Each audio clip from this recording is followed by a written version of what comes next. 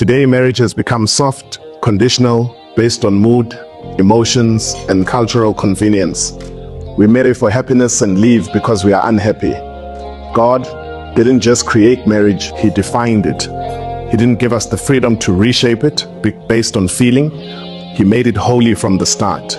Marriage isn't about feeling in love. It's about learning how to love with God at the center. You know, there's this thing that when you navigate marriages, we are all told the brighter side of marriage. Culture has predicted to us marriage as something something without flaws.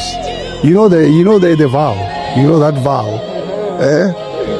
All say it with smile and laughter, for better, for worse, in sickness and in health. So in richer and poorer. So now we are here to attend to the other aspects that people are ignorant of. How do you navigate the worst? How do you navigate in sickness? How do you navigate for poorer? This is what we're going to be tackling on this evening.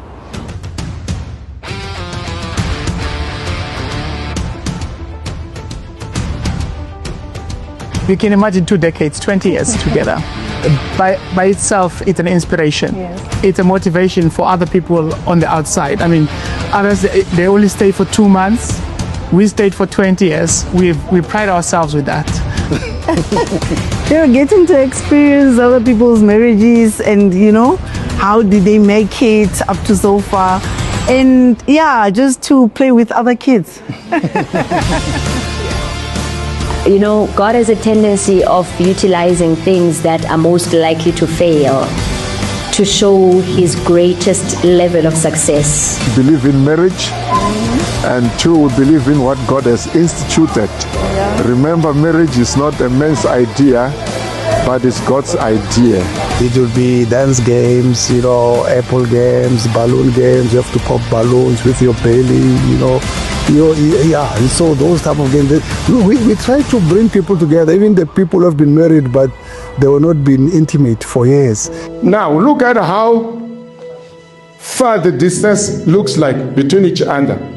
But now, if she moved towards God, take one step towards God, then take one step, take one step, take one step. Look at the distance. The people who were far away from each other, they are now closer to each other.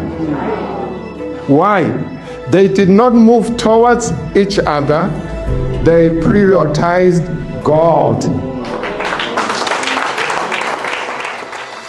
There are things that work for you as a woman, things that make you formidable, a force to be reckoned with, things that help you to thrive and to be applauded in the world. But God says those very things are not the materials that I require to build. And Scripture will tell us, unless the Lord builds the home, they that labor do so, but they do it in vain. In other words, you can find yourself in the vocation of a builder, but no structure. No structure comes from it, because unless the Lord is the one who shows you the pattern. We need to understand that marriage is not a contract, it's a covenant.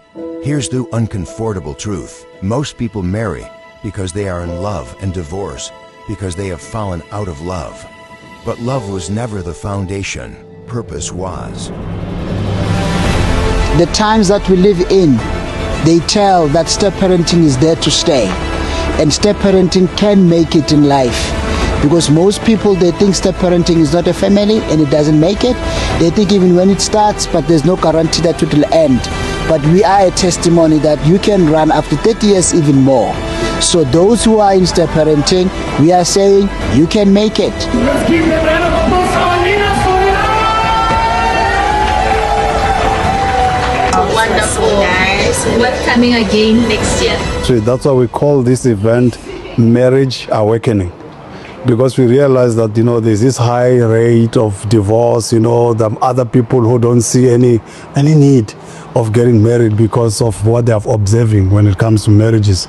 You see, so that's why we decided, it's really something that God had imparted in our hearts to come to bring something. Marriage Awakening is the same as the revival of marriages.